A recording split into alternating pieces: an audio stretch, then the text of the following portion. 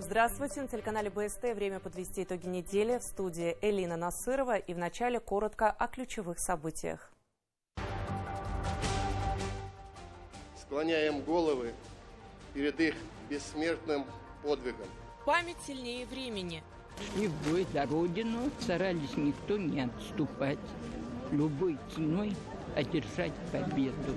Как отметили, один из главных праздников страны – День Победы. Расскажем и покажем самое главное. Поздравляю вас с 80-й годовщиной Победы в Великой Отечественной войне! Ура!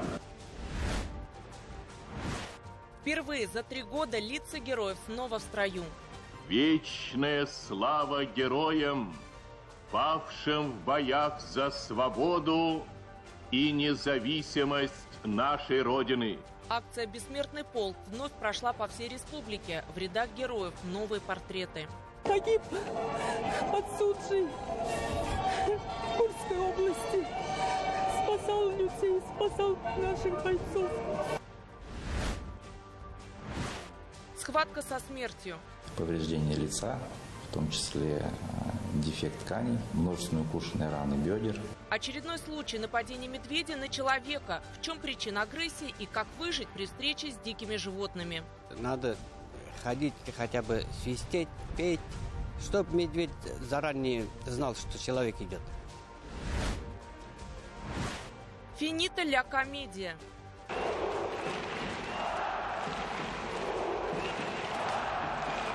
Сезон для Салавата Юлаева, хоть и завершен, показал, команда выступила более чем достойно. Вспомним, как это было.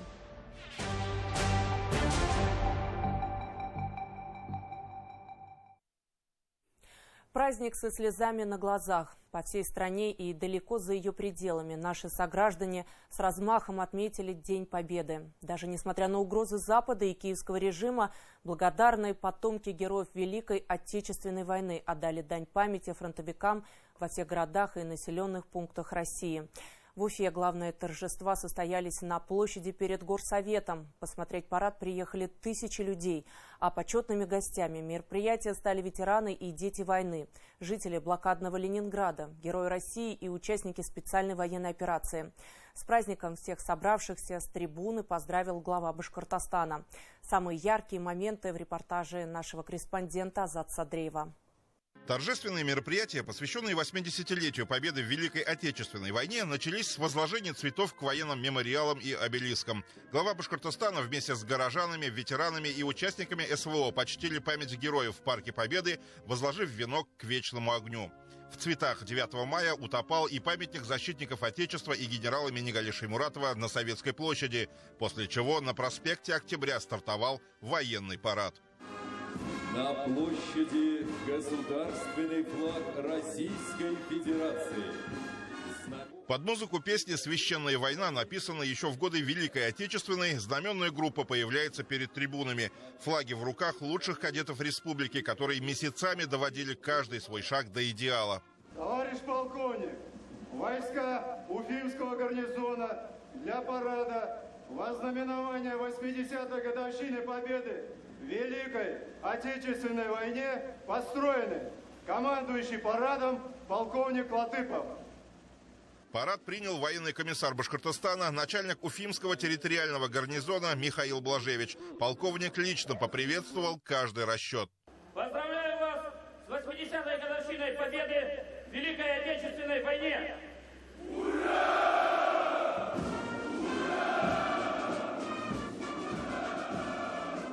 С трибуны за парадом Победы следили почетные гости. Ветераны Великой Отечественной и дети войны, герои России, участники спецоперации. С праздником всех собравшихся поздравил глава Башкортостана. Поздравляю вас со знаменательной датой – 80-летием Великой Победы. 9 мая 1945 года – это символ беспримерного подвига нашего народа, его единства, мужества и стойкости.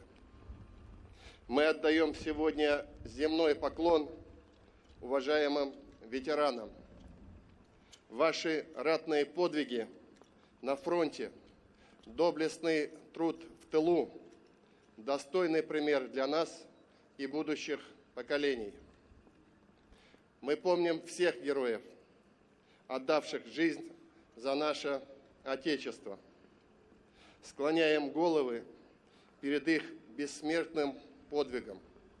Строевым шагом по площади имени Ленина прошел 31 парадный расчет. Военнослужащие Уфимского гарнизона, сотрудники учреждений силовых структур, расположенных в Уфе, ветераны боевых действий и военной службы, курсанты и кадеты учебных заведений. Впервые в торжественном прохождении приняли участие парадные расчеты полицейских и шеймуратовских классов, казаков и ветеранов ВДВ, которые удивили зрителей, выпустив белых голубей – символ победы.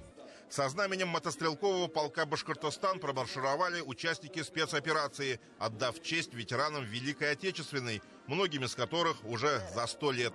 Но в памяти до сих пор свежи воспоминания. В 1943 году в конце августа форсировали Днепр, юго-восточнее города Кременчуга, севернее Днепропетровска.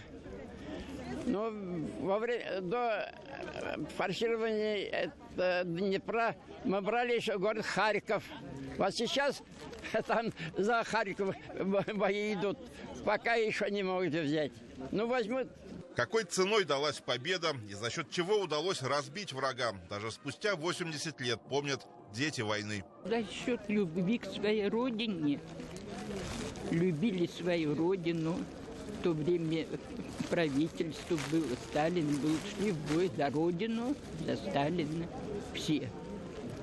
Старались никто не отступать, любой ценой одержать победу. Мир достался нам очень тяжелыми утратами. Этот праздник надо помнить. Если бы мы не победили, этого праздника бы не было. И нас бы не было, да? Кульминацией парада стал проезд военной техники, которую по традиции возглавил танк Победы Т-34. Зрители также увидели легендарную «Катюшу», полуторку, а в небе пролетел боевой самолет, на котором в годы войны летали пилоты женского авиационного бомбардировочного полка. Фашисты прозвали их «ночными ведьмами». Современная бронетехника, в том числе участвующая в СВО, была представлена Уфимским гарнизоном. 9 мая погода тоже преподнесла свой подарок жителям Уфы. Вот уж действительно День Победы не только великий, но и светлый праздник. Буквально за несколько минут до начала военного парада здесь распогодилось, тучи развеялись, и зрители смогли наблюдать за этим прекрасным действием уже в комфортных условиях под ярким весенним солнышком. Аккурат после завершения Уфимского шествия самый главный парад прошел в Москве. Уже не первый год по Красной площади в строю идут и башкирские военнослужащие, участники спецоперации, отличившиеся на поле боя. В частности, по брусчатке на своих Т-90М «Прорыв» проехали добровольцы из танкового батальона имени Сергея Зорина мотострелкового полка «Башкортостан». С трибуны вместе с президентом за происходящим наблюдали и два приглашенных башкирских ветерана. Черковского шестиорденоносного танкового полка возглавляет парадный расчет. А в Уфе жители и гости столицы смогли увидеть и трофейную натовскую технику. Выставку организовало Министерство обороны России. Эти Брэдли, Хаммеры и другие бронемашины уже деактивированы и больше никогда не смогут причинить людям вреда. Мы прививаем любовь к детям, к победе вообще, к памяти предков, чтобы они знали, понимали, гордились своей страной, своими защитниками, чтобы знали историю, это очень важно. И с этим трудно не согласиться. У поколения, которое помнит свою историю, обязательно будет и светлое будущее. Азат Садриев, Алия Эльтубаева, Азат Ишбулатов, Руслан Галямов. Итоги недели. Из почти 700 тысяч солдат, ушедших на Великую Отечественную войну, в республике в живых осталось чуть более сотни. В память о всех тех, кто погиб на полях сражений или не дожил до сегодняшних дней. Люди вышли на акцию «Бессмертный полк». Ее не проводили 3 года, но в юбилейную дату по многочисленным просьбам жителей власти пошли на смелое решение. Всего на улицы районов и городов вышли более 500 000 человек с портретами своих ветеранов. Это уже рекорд. О шествии и о личных историях его участников репортажи Артура Шамсудинова. Вечная слава героям, павшим в боях за свободу и независимость нашей Родины. Эта речь вошла в историю Великой Победы. Легендарные слова Юрия Левитана о завершении войны включили во время формирования Бессмертного полка, что во многом символично. Те, кто не дожил до победного момента, словно получили шанс пройти вместе с потомками в колонии победителей. Мой дед похоронен в Германии, в братской могиле. Мой отец, блокадный ребенок, он когда служил в Германии, нашел его могилу. Это бабушкины братья. Они все погибли, никого в живых нет. В семье остались только женщины. Нынешний бессмертный полк проводили после 3-летнего перерыва. Еще до начала организаторы прочили рекордное число участников. Так и получилось. Только в Уфе единым строем прошлись около 200 000 человек.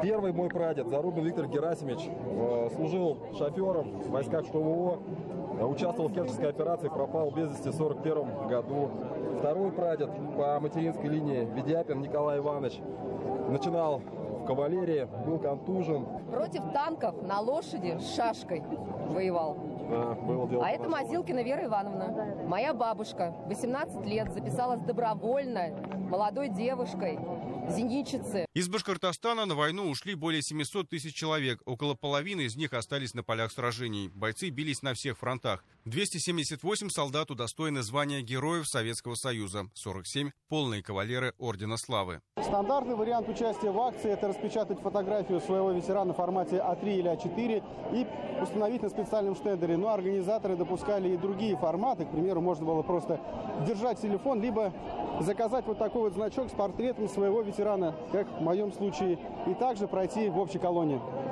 У каждого участника Бессмертного полка личная история и повод сказать спасибо своим ветеранам. Во главе колонны и Ради Хабиров с портретом дедушки.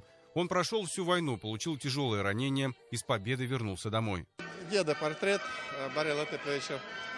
Он, кстати, достаточно повоевал. Он в 41-м призван был, в 46-м вернулся. Дошел до Калининграда, Кенигсберга, и оттуда на вагоны и в Монголию, в Маньчжурию. То есть, там, считайте, 6 лет пришлось. Ну, крепкий был человек, прожил долгую жизнь. Однако далеко не все знают о боевом пути своих родственников. Многие признаются, при жизни говорить о войне с ее участниками было как-то не принято. Они не любили об этом говорить, рассказывать, потому что это сугубо личное про войну. Кто это прошел, он не больно-то распространяется об этом. В этом году среди Бессмертного полка пополнение. Наряду с портретами героев Великой Отечественной и фотографии погибших участников спецоперации. Я несу портрет отца моего, моей мамы и портрет моего сына. Он в марте месяце врачом погиб под Суджей в Курской области. Спасал людей, спасал наших бойцов. Вот. Недавно мы его похоронили. Новые смыслы акции «Бессмертный полк» приобрела и для тех, кто, что называется, на себе ощутил ужасы войны. Чтобы понять, что они прошли, надо там побывать. Доделаем то, что деды не доделали. А ведь само проведение акции было под вопросом, учитывая непростую обстановку. Но власти пошли на этот ответственный шаг. Все-таки 80 лет – особая дата. Были предприняты беспрецедентные меры безопасности. Бессмертный полк прошел во всех муниципалитетах республики. Я испытываю гордость, потому что мой прадед выжил в Великой Отечественной войне, где 27 миллионов людей погибло. Он воевал в Ленинграде. Он с одной дивизии, их, по-моему, несколько человек осталось. Они знамя своей дивизии спрятали, оставили, чтобы немцам не попало. Вышли с окружения и сохранили свое знамя. 80 лет отделяет нас от тех страшных событий. День Победы – это одновременно день памяти, день скорби и день гордости. А еще это напоминание для потомков хранить историческую правду и передавать ее следующим поколениям, чтобы подвиги предков не были забыты. И все о той весне.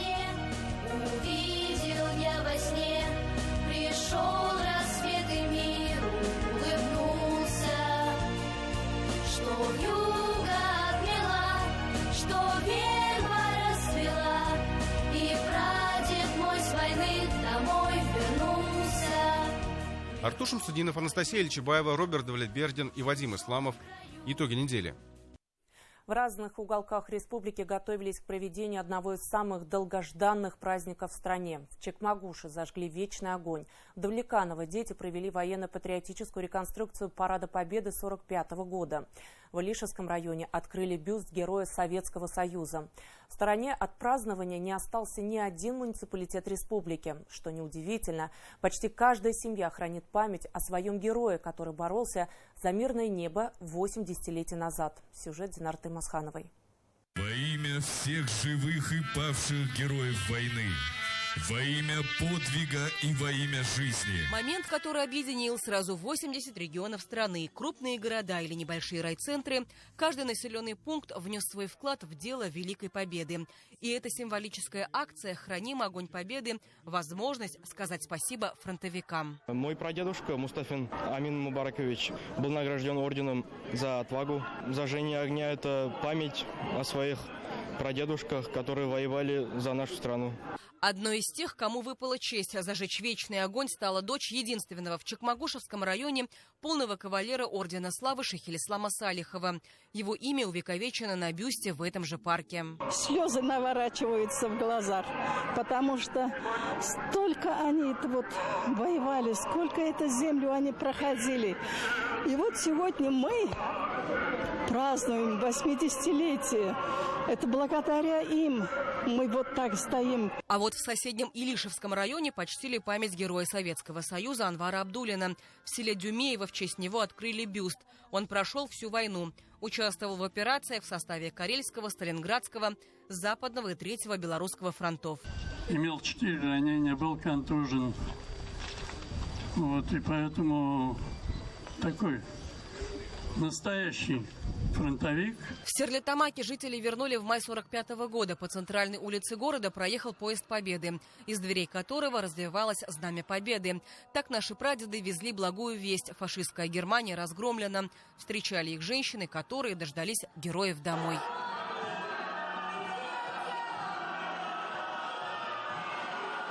Морской флот, пехота, радисты, триумфальный проход маршалов Георгия Жукова и Константина Рокоссовского на конях. В Давлеканово гимназисты воссоздали Парад Победы, который прошел 24 июня 1945 года. Дети прошли победным маршем и пронесли 35-метровую георгиевскую ленту по Школьной площади, а также провели обряд сожжения перчаток, символ окончания войны и начала мирной жизни. День Победы – редкий момент, когда в одном ряду можно увидеть столько живых очевидцев тех событий. Сейчас их все меньше и меньше. На торжественном собрании в Уфе было всего 2 непосредственных участников. Уроженцу Благоварского района Николаю Ключникову 98 лет. Рядом с ним ровесник Николай Лавренов. Он ушел на фронт в 17 лет. В составе Дальневосточного фронта участвовал в боях за Маньчжурию, был контужен. Лично для него война закончилась 3 сентября после капитуляции Японии. Боевое крещение мы получили ночью. Был сильный дождь, гроза, сверкала молния. Мы шли тихо, прямо на передовую часть японцев. Они прятались от дождя. И мы, захватили их прямо врасплох и расстреляли прямо в окопах. В зале, в котором чествовали героев, много участников спецоперации и членов их семей. Сегодня они повторяют подвиг, совершенный на фронте и в тылу больше 80 лет назад. В их числе близкие старшего лейтенанта Ильдара Суфиярова. Он ушел на СВО в 23-м году, а в 24-м погиб. Находясь в окружении, передал по рации, что в плен сдаваться не намерен. И подорвал себя гранатой, забрав жизни 3 врагов. Офицеру посмертно присвоили звание Героя России. У него стояла бронь, его не брали, потому что он работал на заводе, стратегический объект.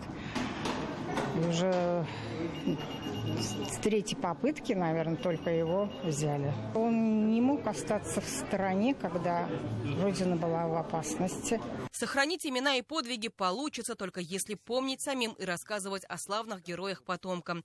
Бережет память и творчество, поэтому в стране так любят песни и танцы военных лет. Сотрудница Росреестра каждый год снимает клипы ко Дню Победы на композиции тех лет. А в этом году впервые написала их сама.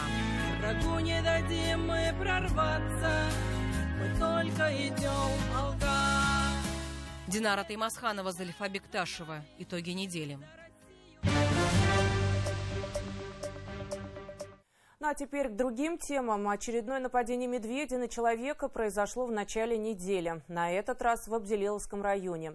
Мужчина в тяжелом состоянии был доставлен в больницу. Это уже третья трагичная встреча диких животных с людьми этой весной. Но не все так однозначно. Специалисты предполагают, что среди пострадавших могли быть и охотники на этих самых медведей. О том, как обезопасить себя от нападения бурого и с чем связано увеличение их количества, расскажем в следующем сюжете. Снова встретил медведицу с медвежонком. На этот раз медведица была очень флегматична и не обращала на меня внимания. Эти кадры Олег Чагадаев сделал во время своей уральской одиссеи. На каяке в течение 5 месяцев он планирует добраться до Ледовитого океана. Видео с экспедиции выкладывает в соцсетях. И уже 3 раза в поле зрения его объектива попадали медведи. Большие и маленькие. Медведя встречал, около 50 раз в свою жизнь туристическую. Да, медведь – это опасное животное, но надо отметить, что самое опасное животное в дикой природе, на Урале, где мы живем, это клещи, мыши, которые приносят геморрагическую лихорадку, а медведи уже потом после людей идут. В целом на Урале медведи достаточно воспитанные, и я занимаюсь историей туризма, отслеживаю новости какие-то. Я не знаю случаев, когда медведи бы нападали бы на туристов и убивали бы их, либо покалечили. На охотников периодически, на грибников, да, а вот на туристов нет. Нападение бурых на грибников Олег Чагадаев объясняет тем, что их охота тихая. И получается, что они могут сами, того не зная, подкрасться к зверю, который на такую неожиданную встречу отреагирует так, как велят ему инстинкты. Подобная незапланированная встреча с медведицей и медвежатами произошла у жителя Абзелиловского района. Она напала на мужчину в лесу в 2 километрах от деревни Шарипова в 4 утра. Произвел несколько ударов в области лица, позвоночника, и, видимо, ушла она, да? Но он, несмотря на это, в течение часа он дошел до деревни Шарипова, до крайнего дома, постучался и попросил помощи. После пострадавшего в тяжелом состоянии на скорой доставили в Белорецкую районную больницу. Рано утром были вызваны все необходимые специалисты. У мужчины сильно повреждено лицо, голова, сломаны ребра, ушиб легких и множественные раны бедер и живота. Медики совместно с челюстно-лицевым хирургом приступили к операции, предварительно созвонившись с уфимскими коллегами. Состояние, конечно, остается тяжелое, потому что политравма имеется.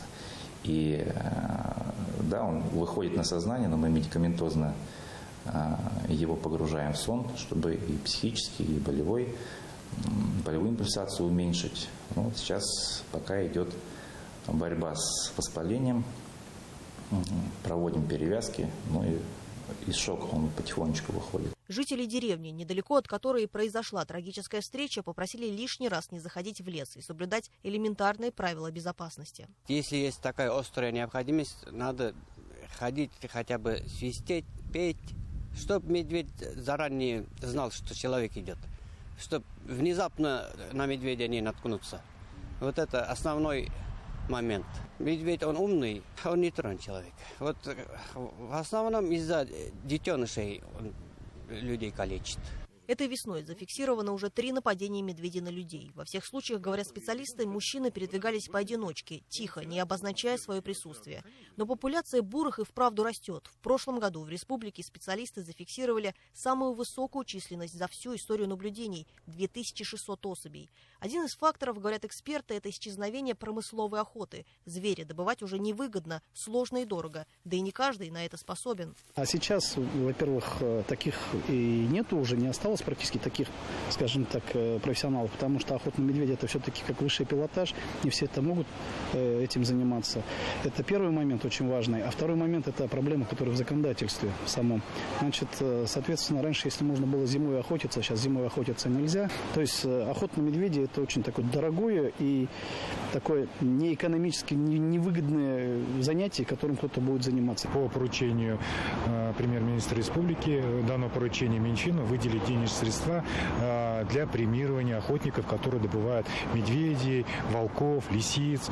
Волков, лисиц – это чтобы бешенства не допустить, а медведи, чтобы угрозы для здоровья людей уменьшить. Да и люди сейчас забираются в места, которые ранее им были недоступны, притом не проявляя должной осторожности. Зачастую губит не дикий зверь, а самонадеянность и пренебрежение правилами безопасности. Так что, зайдя в лес, стоит лишний раз об этом уведомить его обитателей. Анастасия Ильчебаева, Артур Ханов. Итоги недели. В Абдилиловском районе прошли встречи жителей сел Бурангулова и Аскарова с представителями министерств и ведомств Башкортостана. На повестку вынесли экологическую ситуацию в районе. Поднимался вопрос и о планируемых геолого-разведочных работах. Подробности далее. Вопросы охоты на территории района, экологии водных ресурсов и пожарной безопасности стали одними из самых обсуждаемых тем на диалоговой площадке в селе Бурангулова. В республике, вы знаете, большое внимание в целом уделяется вопросам пожарной безопасности, и глава Республики Башкортостан Радик Фаридович Хабиров всегда эти вопросы держит на отдельном контроле. В этом году у нас уже тоже более 10 загораний было на территории Абдилиловского района. Для того, чтобы на эти риски реагировать, как раз за счет средств Республики Башкортостан приобретается необходимое оборудование, имущество, техника и передается в сельские поселения. Недавно по региональной программе развития пожарно-спасательных сил сельсовету передали новые автомобили и прицепную технику. Также председатель Госкомитета Республики ПЧС подчеркнул, что в случае необходимости могут обучить добровольцев тушению пожаров на базе Республиканского учебно-методического центра. Новый ЛКТ-4 постоянно пользуемся, он очень мобильный, такой удобный. В любое место можно быстренько доехать. И главное, до приезда основных сил, так скажем, он способен удержать пожар. Даже соседям помогли. Главная цель, чтобы населению сохранить от этой беды. От лесных пожаров, локальных пожаров и, конечно же, внутри населенных пунктов пожаров. Тема сохранения экологии на протяжении последнего месяца вызывает живой интерес и обеспокоенность. Люди переживают за сохранность уникальной природы, рек, обеспечивающих водой районы и соседние территории, возможного влияния на них объектов рекреации, а также за разработку природных ресурсов. Речь идет о планирующейся геологоразведке, которая покажет запасы меди. Жители интересует вопрос о Салаватской. Это лицензия, которая выдана на геологическое изучение. Геологическое изучение предполагает в первую очередь проведение анализов и исследований в целом территории на предмет возможного добычи полезных ископаемых. Есть календарный план, где происходит геологическая разведка, происходит определенное шурфение. После этого происходит передача для проведения анализов. Только после этого по результатам анализов определяется, есть месторождение или нет месторождения, насколько богаты полезными ископаемыми, какие виды полезных ископаемых там присутствуют. Как уверяют специалисты, только после всех этих этапов можно принять решение о добыче. А представители компании отмечают, что опасности для значимых природных объектов, в том числе хребта Крык-Тытау, нет. Если будет получено положительное заключение госэкспертизы, то инвестор создаст предприятие и обеспечит 1500 человек рабочими местами. Также они готовы обучать за свой счет горным профессиям. Жители интересовали ряд вопросов в области радиационной безопасности. Была информация о том, что, возможно, где-то ранее были захоронения каких-то там радиоактивных отходов.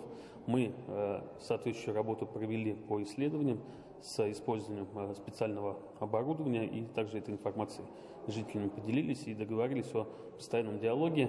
В случае необходимости также мы можем дополнительные замеры произвести и с жителями ознакомиться с их результатами. И самое главное, это в металлургическом комбинате, это в институте все доктора, там с ними надо знакомиться, кто учился. Ну, подойдите к ним, объясните.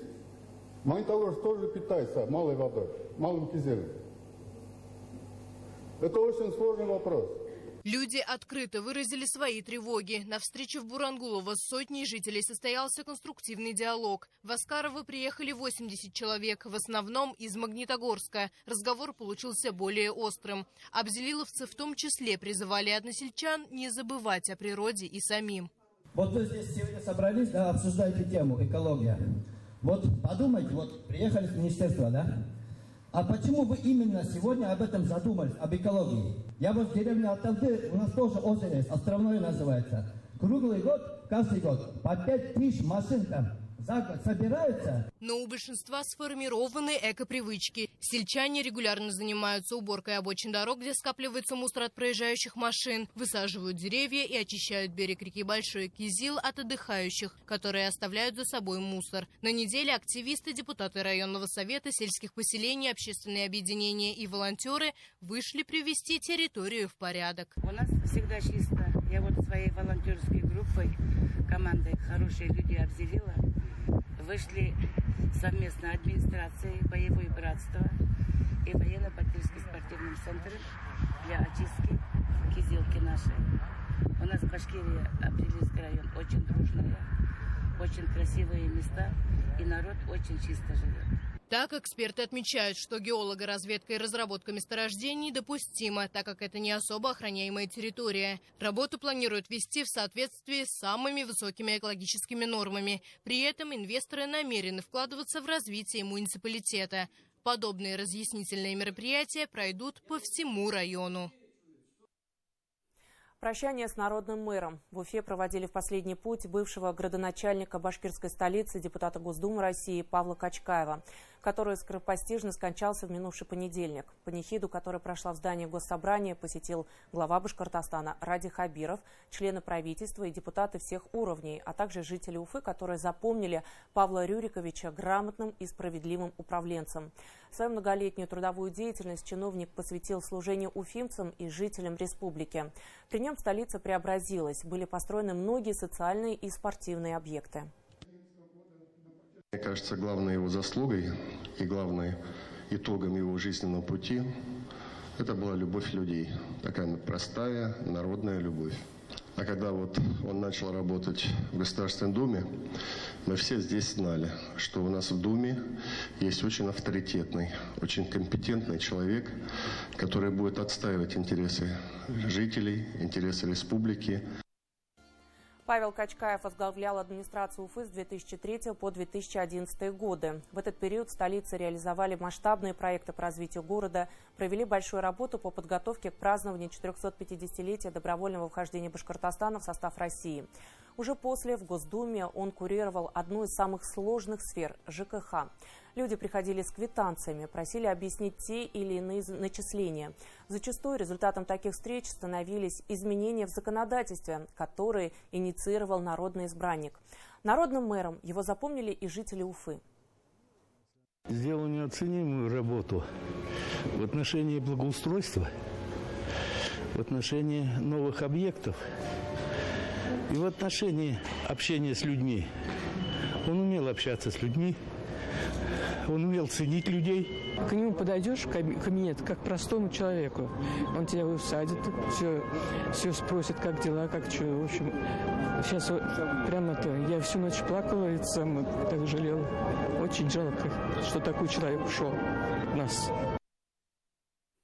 Ну и к спортивным новостям. Сезон для Салавата завершен. Но какой это был сезон? Второе место в регулярном чемпионате на Востоке и первый за 6 лет полуфинал. Закрыла его команда в компании более чем 20 тысяч болельщиков. О героях плей-офф в составе юлаевцев и самые яркие моменты. Наш следующий сюжет. 17-й сезон континентальной хоккейной лиги получился для Салавата ярким и богатым на события. Самым громким из них в регулярном чемпионате стал рекорд канадского нападающего Джошуа Лива. Он стал лучшим бомбардиром и снайпером лиги, забросил 49 шайб и превзошел достижения Сергея Мазякина. Тогда на лед выбежали все игроки Салавата, чтобы поздравить одноклубника. С облегчением воспринял момент, когда забил, потому что много раз пытался попасть в ворота, но шайба никак не шла. Момент, когда вся команда выскочила на площадку, чтобы поздравить, это вызывает особенные чувства. Особенным получился сезон и для главного тренера команды Виктора Козлова. В день домашнего матча против Акбарса наставник отметил 50-летний юбилей. Перед началом поединка было объявлено о награждении Виктора Козлова орденом Салавата Юлаева за заслуги перед Башкортостаном. Соответствующий указ подписал глава республики Ради Хабиров. Интересную игру, мы видим хорошую команду, мы видим такое, знаете, настоящее лицо, боевое лицо хоккейного клуба, задорное, молодое, значит, смелое. И в этом заслуга главного тренера. Конечно, мы хотели его поблагодарить, сказать спасибо. И я считаю, что он является таким человеком, который команду и мотивирует, команде в тяжелые моменты становится такой опорой, плечом, такой горой.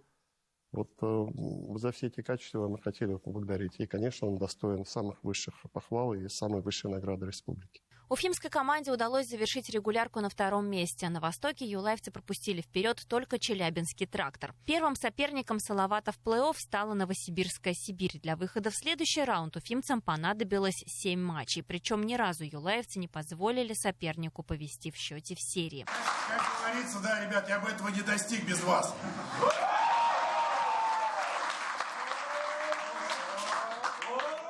А вот противостояние со «Спартаком» получилось более драматичным. Юлаевцам пришлось отыгрываться с 1-3 в серии. К тому времени Салават лишился важнейших хоккеистов. Кадровые потери насчитывали чуть ли не целую 5. На лед из-за травм не выходили Тот, Лива, Цулыгин, Набиев. Но тренерскому штабу удалось произвести необходимые замены в составе и сначала сравнять счет в серии с московским клубом, а в 7-й игре оформить путевку в полуфинал. Символично, что автором 2 победных шайб в матчах со «Спартаком» стал уфимец Алексей Василевский. Снова бросок. Невероятно! Вот что нужно было сделать. И как прекрасно, что эту шайбу забросил Алексей Василевский. Итого к полуфиналу Салават подошел, отыграв 14 матчей, включая несколько овертаймов за 28 дней. Одолеть ярославцев в розыгрыше Кубка Гагарина уфимцам не удалось. Хотя 1 матч они все же зацепили. Смешанные на самом деле чувства. Вроде бы хотелось провести эту серию в Уфу, еще постараться здесь зацепиться, но уже, так скажем, это в историю не вернешь, поэтому что сезон окончили. В принципе, могу сказать, что сезон был неплохой, даже, наверное, где-то хороший. Набрались опыта. Огромное спасибо вам. Вы поддерживали нас в моменте, который мы даже сами себе понимали, что очень трудные были. 7-я игра 2 раза перед нашими. Вообще было... Для меня был улет играть перед них. Глава Башкортостана Ради Хабиров, приехавший на 5-ю игру серии в Ярославль, поддержал команду и поблагодарил хоккеистов Салавата Юлаева за сезон в раздевалке после матча. Вы дали бой, подарили нам праздник. Я искренне так считаю. И спасибо, на самом деле, за... Эта игра была очень тяжелая, настоящая, мужская. Просто за эту игру спасибо. Я, Виктор Николаевич, вас хотел специально поблагодарить особо. Но все-таки там какие-то полномочия у меня есть. Я вот при ребятах делаю вам предложение возглавить команду в следующий сезон. Сами примите решение какое. Если вы с нами, то с нами. Ну, сами примите решение. А так, парни, спасибо и низкий поклон вам всех. С уважением. Закрывала сезон башкирская команда со своими болельщиками. На встречу с игроками и тренерским штабом пришли больше 20 тысяч человек. В течение нескольких часов хоккеисты раздавали автографы и делали совместные фото с гостями. А после все вместе они вышли на лед в рамках массового катания. Как бы очень приятно, что столько сегодня болельщиков пришло, да, с нами встретиться. И как бы нам приятно и играть, и выигрывать матчи. Потому что здесь очень сильно любят хоккей. Я сам из Новосибирска, там отлично болеют, всегда поддерживают. Поэтому здесь, может, даже лучше. Поэтому очень приятно быть частью этой бронзы. Жалко, что не получилось большего, но надеемся, что все впереди у нас еще. Таким получился прошедший сезон для уфимской команды. Юлаевцы впервые за 6 лет дошли до полуфинала Кубка Гагарина и в 5-й раз выиграли бронзовые медали чемпионата.